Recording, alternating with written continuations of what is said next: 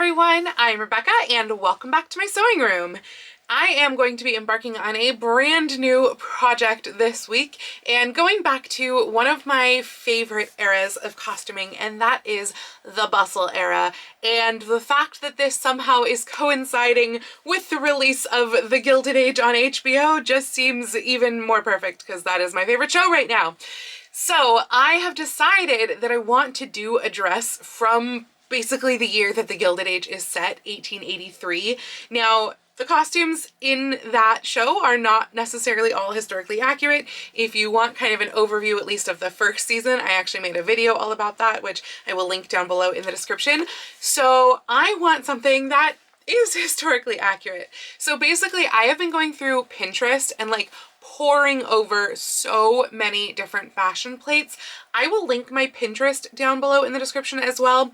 I kind of have a really large Pinterest page that is all just bustle dresses in general, and I have been starting to separate them out into year when they are so marked. And so I actually do have like an 1883 year, 1884, 1882, etc.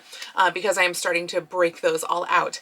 But there are so many really pretty fashion plates that I have been having just a heck of a time choosing what I actually want to do for this project. And if you follow me on Instagram, you will know that very well because of the various posts that I have been making over the last few days, trying to like get your opinions, get your ideas of kind of what I can do. So let me show you a few of my favorite plates here just to start out with, and then we will go into the design that I think I'm going to be going with. So first I went and I posted on Instagram this little poll right here between these four fashion plates, all from different years. We had 1882, 1883, 1887, and then one from the late 1870s, the natural form era.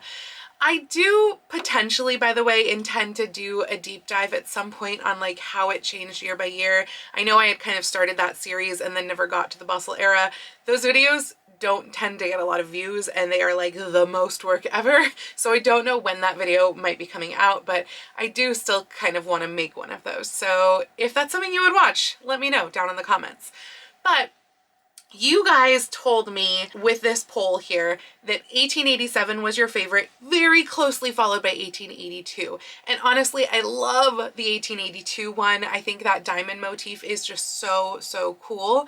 However, for one thing that really like cut all in one look with no waist seam, where it kind of goes straight down all in the front and doesn't have that very much of a bustle, that was really a holdover from the natural form era. And so even by 1882, that had pretty much gone away. You only see a couple of plates from 1882 that have styles like that. Mostly it's like 1881, 1880, etc. So it's really a little bit earlier than I want to do, and B, let me show you my fabrics because you'll see the problem here. So I got these two absolutely gorgeous silks from Memo Fabrics in the LA Fabric District this summer. It is these two right here, and they were only $10 a yard, insane. And they are, I think this one is somewhere towing the line between Shantung and Du Peony with like the slub amounts. It is a shot silk where it's kind of like green on one side and red on the other. I don't know if that's coming across. So it winds up giving a little bit of a brown toned red. And then this one is either a taffeta or a very low slub Shantung, but they are the perfect complement to each other. I don't know if you can see the sort of red and turquoise tones in there along with this. They really go beautifully together. But there's one thing that I didn't really factor on, which is a hindrance when it comes to that 1882 plate, and that is that frankly, I don't feel like this looks very great with my skin tone. I don't know. It's not the worst, but I feel like it comes off a little bit gray toned, and I don't think that's really the color for me. I do think that the red lipstick helps a lot, but obviously I won't be wearing the red lipstick with a bustle gown. This, on the other hand, I think is generally a better color for me. So I feel like as far as having the fabric closer to my face, I think I want more of this than I want of this. So that's kind of my other dilemma with the 1882 plate. So then I was looking through more plates and I found a plate that is made out of, I swear, these exact two fabrics, and that is this one right here, and it also happens to be from 1883, the year that I'm going for. However, I don't actually like this dress. First off, the ruffles are like too much, just in a ridiculous but like bad, not ridiculous but good way, if that makes sense. I just think it's just too much. I don't really like the lines of the bodice either. It kind of looks a little like stumpy, the overall shape. So yeah, it is not my favorite. I think it's so cool that it's like these exact fabrics, but it's not what I'm doing. However, there are two other plates that really caught my attention and have been drawing me in, and this is one of them. This one is actually 1885, but I really like the lines, especially, I mean, we're only seeing the back, and I really like the lines where we have that kind of deep V in the back with like a solid over bodice and then plaid underneath, and then we see the plaid skirt and then a beautiful like red bow drape moment in the back for the bustle. I think that's so, so pretty. And also, my other favorite is this one right here. This one is from 1883, so we're spot on with the year. I love that it's kind of got that little bit of a nod to 18th century, because we actually see that a lot in this era. A lot of designs are very inspired by the 18th century, and I just think it is so, so cute. But you might notice that the primary fabric that would be in the bodice is the plaid. So I kind of posted this one to my Instagram and asked you guys, you know, like, what do you think about these plates? Should I maybe do a reverse, etc.?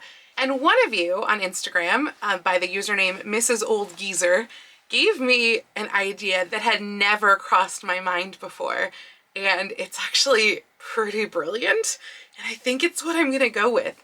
And their idea was to make the 1883 plate, but also make an over bodice out of red that is almost like a vest moment, I guess, that could be switched out for the kind of sash in the 1883 to make a bodice where we get like plaid sleeves and plaid V in the back, but then we have the over bodice of red. And then I could also do like the red bow drape moment in the back, because we don't see the back of the 83 plate. And I think that this is just like marrying the best of both worlds. And I think it's a great idea. So thank you, Mrs. Old Geezer. Honestly, like that idea just kind of blew my mind. And that is my plan for this dress. So let's go ahead and get started. I have done a lot of bustle dresses before, but I don't have a bodice exactly like this one. Also, this bodice does not show where the closures are, but most bodices of this era did actually close up the front, whether that was center front opening or like a hidden placket. This is not the type that would have a hidden placket, I don't think, so I think I'm gonna go for a center front opening. I have a bodice pattern that I made, oh God, I think it was back in 2016 now, and I use that for basically all of my bustle era bodices, just like tweaking the different things each time, tweaking the neckline, changing like the hem of the bodice, and changing sleeves and that sort of thing as well. And so I am going to use that, and I am going to make up my bodice, though I think I'm actually going to start with the base skirt, because I tend to like to get the big chunks of fabric out of the way first and then cut smaller things around that. So skirt wise, I tend to reference some of the patterns in Period Costume for Stage and Screen. I use them a lot for like my base skirt. So I think that's what we're going to start with, is the red base skirt using, I don't even know what page it's on, but it's like the Bustle era patterns. Oh, here we go. We've got our Bustle era patterns. They're on page 124 if you have this book. If you don't have this book, it's out of print, but I will see if I can link it below. Get it if you can. If you ever come across a used copy for a decent price, definitely jump on this book because it is fantastic. And the patterns look like this, and I've already drawn in all sorts of notes in them. So yeah, I'm gonna go make one of those out of the red silk, and we'll start there. All of the pieces are now cut out, and they have also been flatlined with cotton organdy, because I find that the silk by itself just doesn't have enough structure. This, by the way, is definitely Dupioni, not Shantung. It got a lot more slubby as I was kind of looking at it. And I've also cut out the waistband and a bunch of pockets. So now I'm going to put everything together. We're going to get a couple of darts on probably each side, honestly, in this front piece, just for shaping. And then the back is going to be gathered up, and the gathers will probably go into this one a little bit as well, just so we get the full shape of this and we're able to get over that really huge bustle. By the way, I really didn't wind up using the period costume for stage and screen pattern because I remembered it was a little small for 80s, to be honest. So I actually went and I used the diagram that goes with this in Isabella's book. This is the volume 2 book. And so this is like this skirt shape, and then this skirt shape, and then this skirt shape is what I've made up here. So let's go ahead and put them all together. So first what I did was I made these darts right here. So there's 2 darts on either side. I did lengthen them a little bit than what was said in Isabella's book, just because they looked really like abrupt. So I lengthened them there, and then I've also sewn all of the pieces together, including of course pockets, which I made out of the red silk. Oddly enough, the end of my bolt was like very textured compared to the rest, so I used that for the pockets. And I have also put on the back piece here, and what you can see right here are gathering stitches. So I've run gathering stitches on the side pieces as well as all the way around the back piece, marking the center back with a pin, which is pinned right up here at the moment. And now I'm going to pull up these gathering stitches, and then I can attach the skirt to a waistband. By the way, the other side, this seam right here, it's actually left open for the top 9 inches because that's how, you know, you put it on. So you want to pull up these gathers so that they are basically as tightly gathered as they can be in the back center part, and then you can kind of ease them out from there. So the side panel here, right up here, it's practically just not gathered at all. We've got a little bit of gathering as it starts to go towards the back, and then the center back panel, that's where we are fully gathered. And I love how you can really see the shot in this silk when it is bunched up like this. I think that looks so pretty. Of course, a lot of this, most of this area up here is going to get covered by the overskirt. But anyway, it is now time to put on the waistband. Waistband is stitched on right sides together like this.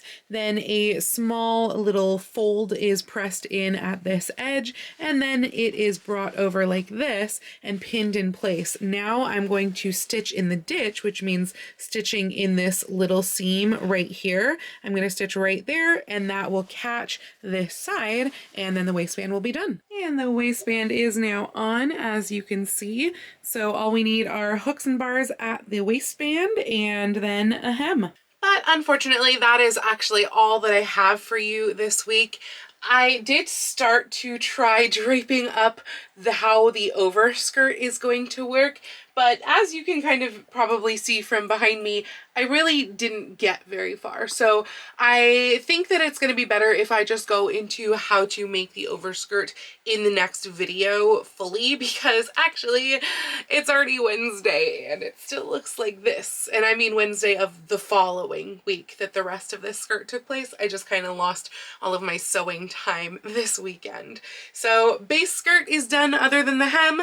And yeah, next week we are going to start with the overskirt, most likely again using patterns from Isabella's books, her Victorian dressmaker books. So I will link those books down below in the description in case you don't have them. Unfortunately, the shipping fees to the US can get pretty cost prohibitive on there, but if you're looking for kind of like a splurge gift for yourself, maybe for Christmas, they are really great books, so I do recommend them. And not only do they have patterns like in the books, grid type patterns, but there's just lots of really inspirational images that she has, you know, from all of the many beautiful gowns that she has made. So yeah, check that out down below in the description if you're looking for like maybe a nice, you know, holiday splurge present for yourself or for other people to give you. That's definitely a good one. And she has, I think, 3 garment books plus like a headwear book out now, I believe, at this point. So, and I have all of them. They're all great. Anyway, that is going to be it for this video. If you liked this video, please go ahead and click the thumbs up icon. And if you'd like to see more videos like this from me, like the rest of this series, please go ahead and click subscribe and the little bell icon to be notified every time I post a new video. I do post videos here on YouTube at least once a week with sewing vlogs like this out on Tuesdays and sometimes additional content out on Saturdays, but I post every day over on my Instagram, so please go follow me on Instagram. That's at Lady Rebecca Fashions. And if you'd like to help support all of the work that I do on this channel, I do have a link to my Patreon and my Ko-fi down in the description below, or you can send me a super thanks or join my YouTube channel memberships right here on YouTube. I'd also like to give a special shout out to my Edwardian level patrons, Jean and Janelle. Thank you all so much for joining me today. I hope you all have a wonderful week, and I will see you very soon in my next video. Happy sewing!